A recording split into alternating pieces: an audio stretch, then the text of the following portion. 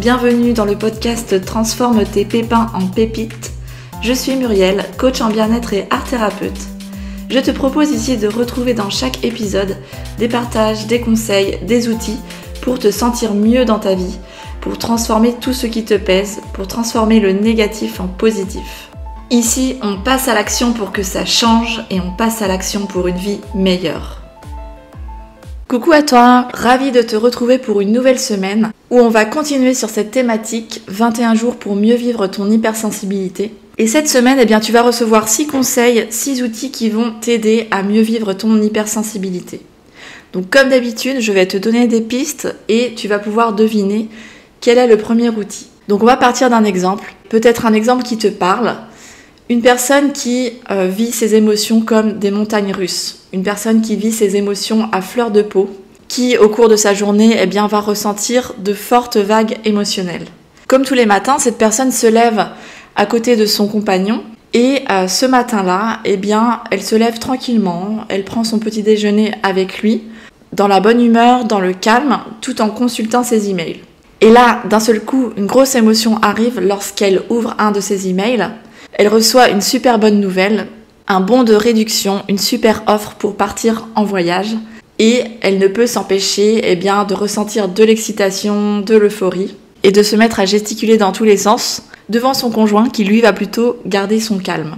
Quelques minutes plus tard, l'émotion redescend et puis cette femme part au travail, elle prend sa voiture et se retrouve dans les embouteillages. Et là, le stress commence à monter. Parce qu'elle n'est pas sûre d'arriver à temps à son travail, parce qu'elle n'aime pas attendre, et elle commence à stresser, s'énerver, critiquer les gens, devenir de plus en plus impatiente. Et puis après 45 minutes de bouchon, elle arrive à son travail quand même à l'heure. Entre-temps, elle s'était un peu calmée. Et là, il y a son collègue qui vient la voir en lui faisant une remarque à propos d'hier sur un truc qu'elle avait oublié de faire. Alors à l'intérieur d'elle, ça commence à bouillir. Elle ressent une forte colère. Elle le prend comme des reproches, elle se sent jugée et elle ne peut pas s'empêcher de s'énerver sur lui. Du coup, ça part en cacahuète parce que son collègue en face, bien sûr, va se défendre et va vouloir défendre son steak. Quelques minutes plus tard, l'émotion est redescendue, mais là, une autre émotion arrive. Elle commence à regretter ses propos, à regretter de s'être laissée emporter et puis elle ressent de la tristesse, de la culpabilité et à l'intérieur d'elle, elle ne se sent pas bien. 30 minutes plus tard, elle reçoit un appel. Et là, c'est sa meilleure amie qui l'appelle pour lui annoncer que son groupe préféré fait un concert dans sa ville le mois prochain. Excitation, euphorie, joie. Elle ne peut pas s'empêcher d'en parler à tous ses collègues. Et puis, la journée se termine, elle rentre chez elle. Elle arrive un peu fatiguée. Et puis, elle avait encore en tête ce qui s'était passé dans sa journée. Et là, soudain, elle reçoit une réflexion de son conjoint qui lui dit « Tu n'en fais qu'à ta tête ». Alors là, elle réagit au quart de tour et elle se met à s'énerver soudainement, sans pouvoir se contrôler. Elle réagit d'une manière impulsive face à son conjoint et continue même de déverser cette colère sur le reste de sa famille, sur ses enfants. Et voilà, je te laisse imaginer la suite de la scène. Comment ça finit d'après toi ? Est-ce que la scène finit en larmes, en crise émotionnelle ? Ou est-ce que plutôt elle va réussir à s'apaiser, elle va réussir à revenir au calme ? Ici, le premier outil que je peux te donner, c'est déjà, lorsque l'on est hypersensible, d'apprendre à vivre avec nos vagues émotionnelles et d'apprendre à les maîtriser. Parce que oui, on peut être plus sensible aux énergies extérieures, on peut être plus sensible à ce que l'on vit, aux émotions des autres, etc. Mais c'est toujours notre perception, c'est toujours notre interprétation et non la situation que l'on vit qui va avoir un impact sur nos émotions. Donc pour ça, ce qui peut t'aider, c'est vraiment d'apprendre à vivre tes émotions. Et dans un premier temps, ça va passer par l'accueil et l'observation de nos émotions. C'est-à-dire prendre conscience qu'à chaque fois que tu es dans une vague émotionnelle, que tu peux accueillir pleinement cette émotion sans la rejeter et l'observer. Observer qu'est-ce qui se passe en toi, qu'est-ce qui se joue, où est-ce que tu ressens cette émotion, dans quelle partie du corps.